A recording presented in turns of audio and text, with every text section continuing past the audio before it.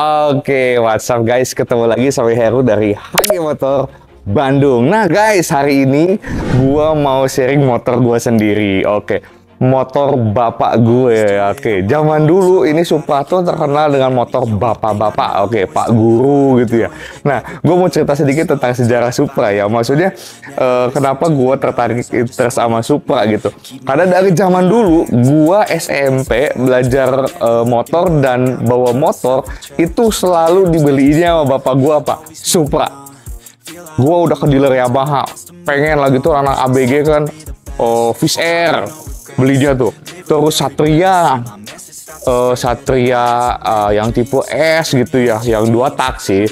Terus ada lagi Ninja R, Ninja S, R King gitu ya. Wah, udah pengen beli, udah pengen pengennya Fish Air zaman dulu. Bapak gua besoknya tiba-tiba ngebeliinnya apa? Supra, oke. Dan always Supra. Dan sampai kuliah gua dibeliinnya apa? Supra. Kenapa nggak dibeliin 2 tak? Karena takut kebut-kebutan katanya. Aduh, ada-ada aja. Tapi Supra itu buat saya motor yang legend. Kenapa? Memang Honda itu penjualan terbesar di Indonesia. Produk-produk Honda. Ya, khususnya untuk motor-motor bebek nih. Memang sekarang udah eranya ke era Matic gitu ya. Tapi menurut gua ini masih apa ya, masih performnya masih bagus nih motor bebek. Why? Karena di desa-desa, di pelosok desa, ini motor yang bandel banget. Dan ada di desa-desa, di daerah yang memang perbukitan. Kenapa? Karena ini motor satu, bandel. Ini mesinnya luar biasa bandel. Terusnya spare partnya juga banyak lah ya. Dan murah yang pasti. Dan ini nggak ribet, tanpa kopling kan gitu ya. Jadi kalau ada tanjakan tinggal digeriem gitu. Lebih mudah, tinggal ganti gear aja. Seperti itu. Ini standarnya itu gear belakang tuh 39 nih teman-teman. Saya ganti ke belakang itu di 43. Kenapa? Karena memang saya senang explore ke daerah-daerah, ke desa-desa. Jadi saya gear belakangnya saya besarin di ukuran 43 matanya. Standarnya itu 39. Jadi memang kalau buat jalan lurus memang agak ngegerung, tapi it's okay karena saya nggak kebut-kebutan. Tapi kalau buat tanjakan ini enak banget. Jadi nggak habis tenaganya seperti itu.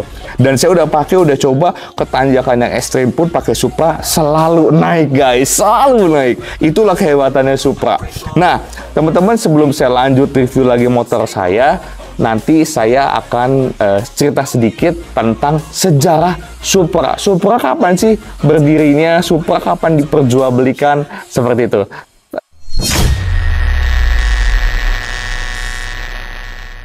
Nah, sejarah Honda Supra X adalah salah satu merek pedagang sepeda motor bebek yang diproduksi oleh PT Astra Honda Motor di Indonesia. Sepeda motor ini diluncurkan dengan nama Supra X100 sejak tahun 1998 dan dinamai rebranding menjadi Supra X125. Jadi cc-nya naik ya guys. Sejak tahun 2005 nih, untuk menggantikan Honda Karisma pada tahun 2002 sampai 2005. Jadi produksi Karisma itu 2002 sampai 2005. Honda Supra X juga diluncurkan dengan mesin menggunakan sistem injeksi pada sistem bahan bakarnya, walaupun kurang sukses. Akan tapi kemudian dilanjutkan lagi oleh Supra X125 PGM FI, Supra X Helm in non PGM FI, atau Supra X Helm in PGM FI, dan Supra X125 FI. Slogan motor Honda Supra X adalah rajanya motor bebek. Wah, ada di mana-mana guys, di kampung juga ada. Jadi benar-benar rajanya motor bebek adalah Supra X. Generasi pertama itu ada pada tahun 1998 sampai 2005. Itu Gen 1 ya guys. Pada tahun 98 Astra Honda Motor melakukan perubahan pada nama Honda Supra, yaitu Honda Supra X100 dengan 100 cc dan Supra Fit dengan 100 cc pula. Bedanya Supra Fit tidak menggunakan rem cakram alias masih menggunakan tromol dan merupakan versi murah dalam jajaran Supra series nih. Nah, kelemahan yang begitu mencolok dari motor ini adalah tenaganya yang kalah kuat dan kalah cepat dari kompetitornya, karena saat itu kompetitornya sudah menggunakan mesin 110 cc, sementara Supra X ini masih 100 cc.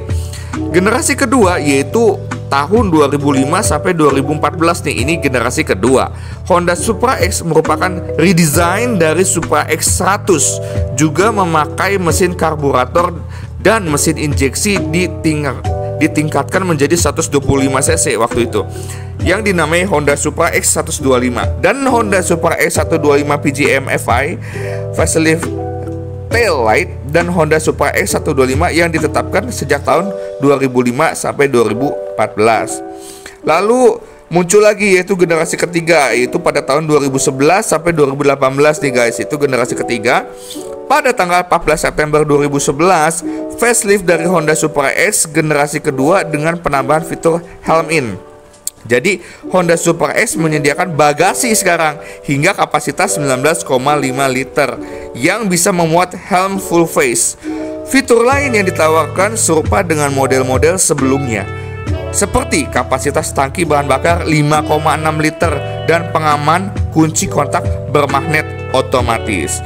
And then yang terakhir yaitu generasi keempat, itu diproduksi dari tahun 2014 sampai dengan sekarang nih guys. Generasi keempat pada tanggal 26 Februari 2014, Honda Supra X 125 Fi versi non helm in mempunyai desain bodi total baru menggunakan mesin 125 cc teknologi PGM Fi.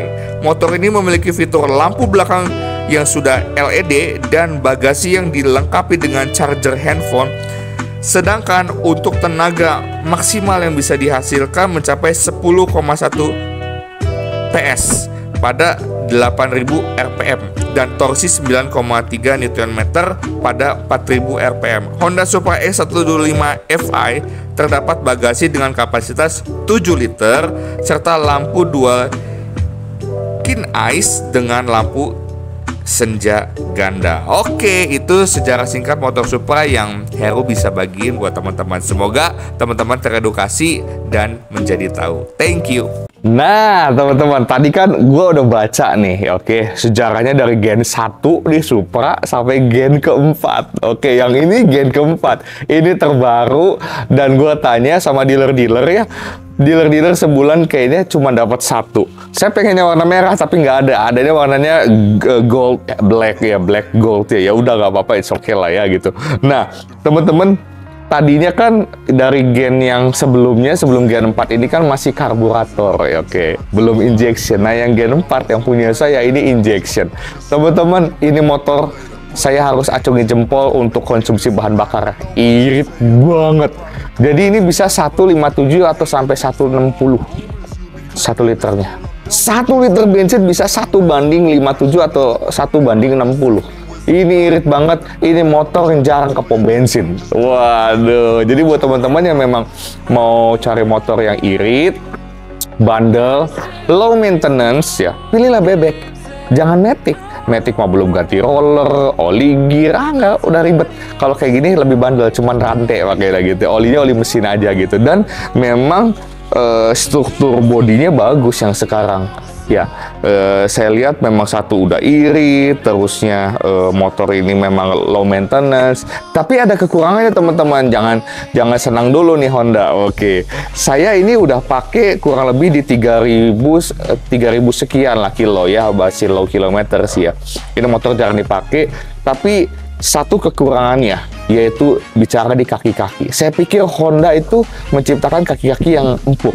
Ternyata di Supra yang generasi yang sekarang itu agak keras. Berbeda dengan generasi yang sebelumnya yang lebih smooth kaki-kakinya, shocknya kudu harusnya.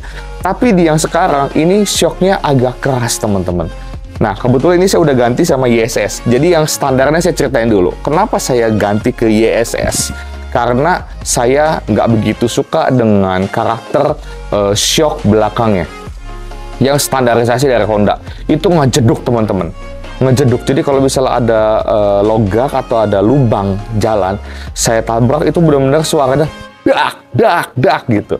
Jadi nggak ngeribon gitu teman-teman.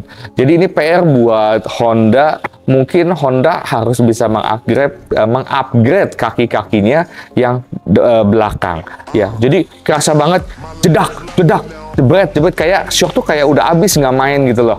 teman-teman. Jadi dak begitu. Makanya saya ganti sama YSS.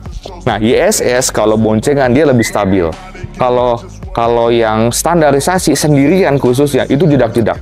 Nah, kalau yang shock yang standarisasi dari Honda itu enaknya boncengan berdua, baru kerasa reboundnya. Seperti itu. Nah, cuman ada kalanya kalau yang pakai shock yang Orion itu memang empuk, tapi ada kalanya ngejedak juga, dak kayak shock tuh udah habis gitu tuh. Seperti itu. Padahal boncengan saya bukan orang yang mungkin heavy, berat badannya besar gitu, enggak, yang normal aja, yaitu istri saya gitu. Nah, jadi saya menggunakan shock aftermarket dari tipe YSS gitu. Supaya apa? Supaya bisa menanggung bebannya lebih enak. Memang saya nggak pernah ngerasain mentok ya kalau pakai YSS. Jadi dia kuat banget, strong banget dari sisi performance shock breakernya gitu. Cuman ada suara jetaknya masih ada teman-teman. Even saya udah ganti YSS, suara jetaknya ada, cuman lebih berkurang dibanding shock originalnya. Oke, entah itu apakah mungkin di rangkanya atau di struktur rangkanya dengan berhubungan dengan shock, saya nggak ngerti. Mungkin pihak Honda harus bisa mengevaluasi produk ini gitu, biar bisa lebih baik lagi. Oke, lalu balik ke depan. Teman-teman, ini saya shock depannya, saya udah rebound. Kenapa? Karena buat saya dengan bobot saya 90 kilo kurang nyaman. Ya, jadi saya rebound lagi, saya perkeras sedikit lagi biar handlingnya lebih enak. Seperti itu. Jadi shock depan memang nggak terlalu gimana pisan ya. PR-nya cuman di rebound aja sama saya. Cuman yang PR memang di shock belakang buat teman-teman. Seperti itu. Nah, untuk struktur body di 3000 belum ada yang gobrak-gobrak sih, gobrak-gobrak. Maksudnya yang kan kalau Supra itu terkenal dengan bodinya yang ringkih. Jadi ada yang patah bagian dalamnya, skrupnya ya, cepitannya langsung bunyi bar gitu. Nah, ini nggak sih aman sih untuk yang Supra sekarang, nggak ada bunyi yang aneh-aneh seperti itu. Dan ini Supra saya masih benar-benar original, standar, nggak diapa-apain teman-teman. Jadi looknya masih seperti ini, paling cuman hanya karena saya suka main ke kampung, ke desa, jadi saya ganti bannya dengan dual purpose. Seperti itu, saya ganti dengan ban yang dual purpose. Biar lebih, ya dengan medan yang berbatu dan tanah di kampung, jadi ini lebih cocok seperti itu. Dan teman-teman sekali lagi, di kampung-kampung, di struktur di Indonesia, geografisnya, di kampung, banyaknya motor apa? Motor Supra. Oke, jadi teman-teman yang memang sedang mencari, aduh motor apa yang bandel, kuat, buat kerja, buat ngangkut, buat apa, saya suggest teman-teman beli Supra. Ya, karena memang harganya juga oke lah dibanding brand lain gitu ya. Jadi harga jualnya juga bagus seperti itu. Dan yang pasti, ini motor nggak rewel. Ya, kalau mau enak nanjak tinggal ganti gear aja. Udah cukup buat teman-teman. Ini cc-nya 125 cc injection. Enak banget. Tenaganya ini saya udah coba, saya pakai full dengan berat badan 90 kilo. Standar ya, ini bisa 110 km per jam kecepatannya. Jadi buat saya, motor bebek standarisasi, ya original, kecepatannya 110 kayaknya udah cukup sih. Memang saya udah nggak suka kebut-kebutan, tapi saya coba full gitu. Wah, itu 110 dengan berat 90 kilo. Mungkin kalau beratnya di bawah itu mungkin bisa lebih, mungkin bisa di 112, 113, bahkan mungkin 115. Seperti itu. Dan handlingnya enak banget, teman-teman. Enak banget. Seperti itu. Oke, paling itu teman-teman yang Heru mau share, bahwa di Indonesia populasi motor bebek memang sudah mulai berkurang, khususnya seperti Supra gitu ya. Karena di dealer-dealer teman-teman boleh lihat ya, yang muncul di display di dealer itu banyaknya pasti motor matic. Ini jarang. Dealer paling dapatnya jatahnya sedikit. Tapi teman-teman, buat saya motor Supra punya cerita, punya kisah, punya apa ya, nostalgia lah buat saya gitu ya. Jadi ini motor yang benar-benar dari zaman dulu saya pakai, kemana-mana saya pakai Supra. Dari Supra yang legenda, yang dari zaman dulu yang masih tromol, yang masih 100 cc teman-teman, saya pakai buat sekolah, itu bandel. Apalagi yang mesinnya masih Jepang, itu saya pakai dulu, pakai Supra yang legendnya yang dulu ya, tahun berapa, 99 berapa ya, lupa saya, 90-an lah ya gitu ya. Itu lari standar 110 tuh enteng, lurus tuh, enak banget. Belum di-upgrade ya itu mesinnya, enak banget. Cuman karena sekarang udah pindah mesinnya buatan lokal, ada penurunan seperti itu. Cuman ini 125 menurut saya tenaganya oke, bagus, dan yang pasti irit full gitu teman-teman. Oke teman-teman, paling itu yang Heru mau sampaikan. Jadi kalau teman-teman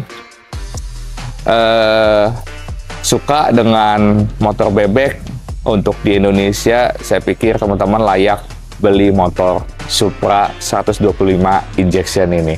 Ya, kelemahannya cuma di kaki-kaki aja sih teman-teman, di shock belakang. Paling itu sih teman-teman yang jadi PR buat motor Supra 125.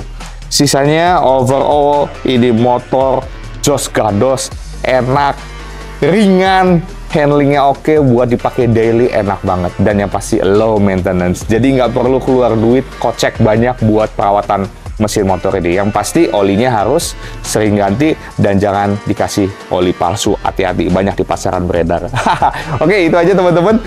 Thank you. Semoga apa yang Heru bagiin bisa bermanfaat dan bisa membuat teman-teman yang lagi bingung mau cari motor bebek buat operasional sehari-hari, buat usaha, ya ini motor Supra saya aja beli teman-teman, dan saya puas.